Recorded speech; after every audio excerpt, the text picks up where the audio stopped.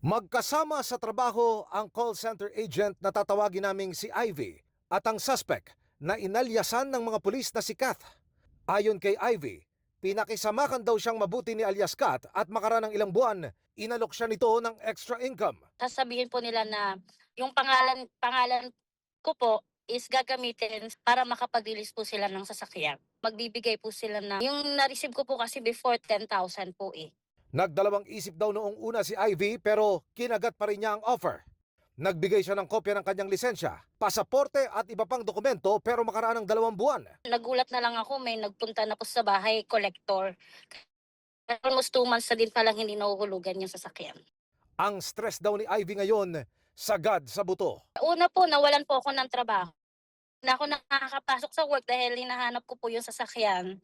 Pangalawa po, financially, kumuha po ako ng private na abogado, sir.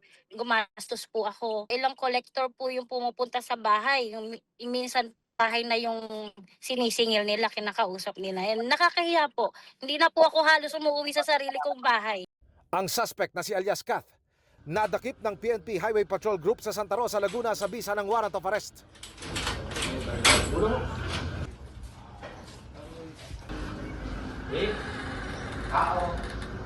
Ayon sa pulisya, ang suspect wanted sa mga kaso ng estafa na may kaugnayan sa technical carnapping at ang kanyang target, mga call center agent. Bukod daw sa modus na kung tawagi labas kasa na siyang ginamit ng suspect kay alias Ivy para makapaglabas ng sasakyan, sangkot din daw ito sa assume balance na kung saan. May mga kabayan tayong hirap na bayaran ang kanilang buwan ng hulog sa kanilang mga inutang na sakyan.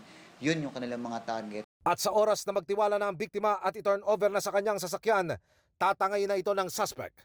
No comment siya sa ngayon sa kasong ito, pati na sa iba pang kalintulad na kaso na aabot na raw sa milyon-milyong pisong estafa case.